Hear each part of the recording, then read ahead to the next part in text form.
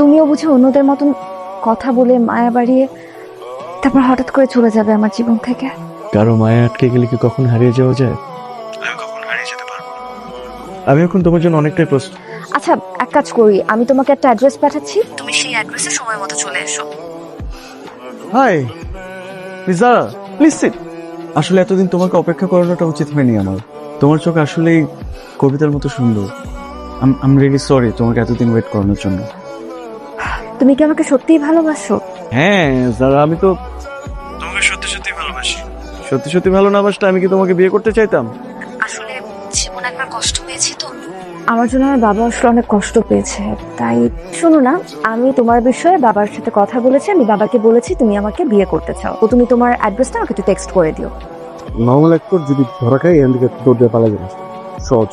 ঠিক আছে। আসসালামু আলাইকুম, আমি রিমেল।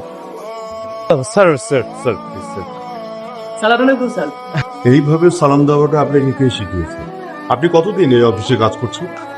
আজকে জয়েনিং রাইট বান্টি? ও তো রায়হানের রিপ্লেসমেন্ট রাইট? তো কোনো ম্যানেজ শেখাও নাই কেন এখনো? Sit down.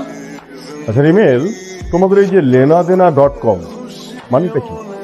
মানে এখানে সব ধরনের পণ্য বেচা কেনা হয় এমন কিছু? ইয়েস। আচ্ছা তাহলে আমি উঠি, আর তোমার ব্যাপারে আমি যারা সঙ্গে পাবো।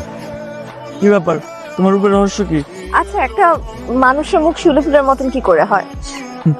শোনো, মানুষ যখন প্রেমে পড়ে তখন তাদের চেহারাটা শিউলি ফুলের মতো হয়ে যায়।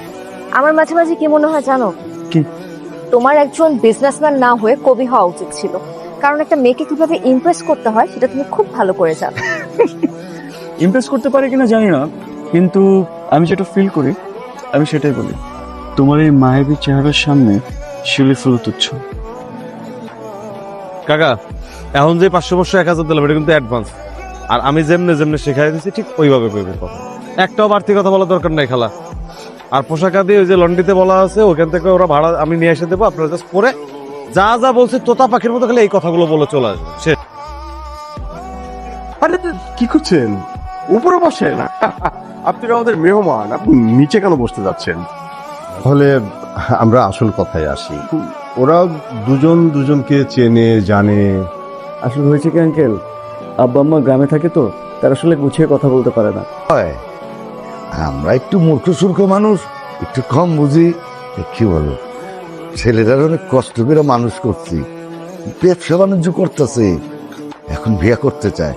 তাই যারা আমার লগে মাসুমের বিয়ার কথা নিয়ে। তাহলে আমরা বিয়ের কাজের দিকে এগিয়ে যাই, কি বলেন? তুই আমার সাথে এটা কি করলি? তুই এটা কেমনে করতে পারলি? তুই বন্ধু নাকি শত্রু? চুপ করে আসিস কেন? কথা বল। শত্রু আমি না তুই, ওরা বলছে না সব। হ্যাঁ, আমি ওপরে উল্টা পাল্টা কথা কইছি বিয়েটা ভাঙার জন্য। কি কথা ছিল আমাকে কথা ছিল এই মেয়েটারে তুলে নিয়ে এসে আমরা মুক্তিপণ দাবি করছি। 2 কোটি টাকা মুক্তিপণ নিবো, এর অর্ধেক হবে তোর, অর্ধেক হবে আমার। কি করলি তুই?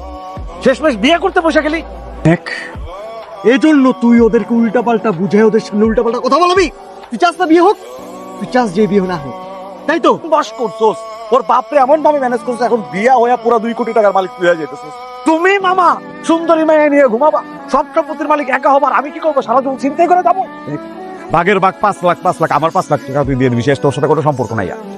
তোর মাথা ঠিক নেই, তুই অনেক আবল তাবল কথা বলতেছিস। বিয়েটা হোক, এখান থেকে তোর ভাগের টাকা সুদে আসলে আমি তোর সুদাই দেব। আমি তোর কথা দিতেছি। তোর মতো বন্ধুর জন্য কারো কপালে না যেতে। তোর কপালে শনি ডান্সে। আরে ভাই, আপনি মানে চিনেন নাই? আর আপনি একটা বন্ধু আছেন যে মোটা কাটা করে দেখতে? ভাই আমার তো কোনো মোটা বন্ধুই নেই ভাই। কথা হইলো, আপনি মানে চিনেন নাই? না ভাই, কি ভাই করেন ভাই? এখন চিনছস আমি কে? বাইর কর সব কিছু আবার। এই, যাও, এই যাও, না। যাও, না কোনটা রেখে দিই? আরে যাও। সরব, কি হয়েছে তোমার? তুমি কি করতেছো? এতগুলো মানুষের সামনে তুমি আমাকে থাপ্পড় মারলা। বিশ্বাসঘাতক, আজকে আর একটা কথাও না। তুই যে আমাকে বিয়ে করার স্বপ্ন দেখছিস না, এটা তোর 7 কপালের সৌভাগ্য। তোকে বিয়ে করা তো দূরে থাক, তোর সাথে যে আমি গত 6টা মাস কথা বলছি এটা ভেবে আজকে আমার ঘৃণা হচ্ছে। কি করছি আমি? আমার সব অতীত জানতি না তুই? কেন আমার সাথে প্রতারণা করলি তুই? কে কিছু বলছো তোমাকে? কোনো কথা বলবি না। তোর এই মিথ্যার যে মুখোশ ছিল না, সেটা আজকে চলে গেছে। আমি তোর ব্যাপারে তোর সকল সত্যি আমি জেনে গেছি আজকে। আমার সমস্ত অতীতের স্মৃতি ভুলে আমি তোকে ভালোবাসছিলাম, তোর কথা শোনার পর আমার বাবা সেকেন্ড টাইম আমাকে জিজ্ঞাসা করে নাই তোর ব্যাপারে। একদিন পরে তোর সাথে দেখা করতে গেছে, জানে নাই? তুমি আমার কথাটা একটু তুই শুধু আজকে আমার একার না, তুই আমার আর একই সাথে আমার বাবার বিশ্বাস নষ্ট করছিস। স্যার আমি তোমাকে অনেক ভালোবাসি, বিশ্বাস স্যার প্লিজ। খুন করে ফেলবো তোকে, আমি খুন করে ফেলবো। ওর মতো একটা বস্তির ছেলেকে মেরে আইন নিজের হাতে তুলে নেওয়ার কোনো দরকার নাই। আমি যেদিন ওর অফিসে গিয়েছিলাম সেদিনই আমি বুঝতে পেরেছিলাম, কিন্তু ওকে আমি সেদিন কিচ্ছু বলি নাই। আমার এই ইনোসেন্ট মামরা মেয়েটার কথা ভেবে আমার মেয়েটা তখন একটা ক্ষতর মধ্যে দিয়ে দিন পার করছিল। তাদের যে লোকগুলো আসছে না, এই সব লোক হচ্ছে ভাড়া করা। শুধু তাই না, এই যে দেখছেন ওর বাবা মা, এই বাবা মা দুইজনকেও এই শয়তানটা ভাড়া করে আনছে। আরে ও তো একটা জারজ সন্তান, ওর বাবা মার কোনো ঠিক ঠিকানা নাই। জারজ। আঙ্কেল প্লিজ, আপনি আমাকে যারা সন্তান বলবেন না। আমার মা বাবাকে নিয়ে কোনো কথা বলবেন না আপনি, প্লিজ। আমি আপনাকে বলতেছি, আমার মা বাবাকে নিয়ে কোনো কথা বলবেন না। একদম চুপ, একটাও কথা বলবি না। ফকিন্নির বাচ্চা, যার নিজের কোনো অস্তিত্ব না, রাস্তায় রাস্তায় ঘুরে বেড়াই, সে কিনা অট্টালিকায় থাকার স্বপ্ন দেখে। কত মায়ের কোল খালি করেছিস। আরে তোকে তো ওপেন গুলি করে মারা উচিত। অফিস ভাড়া করেছিস, অফিস ভাড়া করে নাম দিয়েছিস lenadena.com। 2 কোটি টাকা লোন লাগবে না? 2 কোটি টাকা। তোর অফিসের সব লোক ভাড়া করা জেনেও আমি সেদিন কিচ্ছু বলিনি।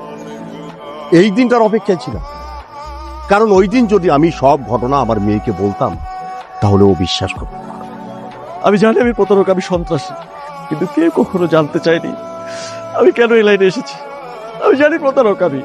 এই সমাজে যারা ভালো মানুষ মুখোশ পরে থাকে তাদের জন্য আজকে আমি প্রতারক, কিন্তু আমি তোমাকে অনেক বেশি ভালোবাসি।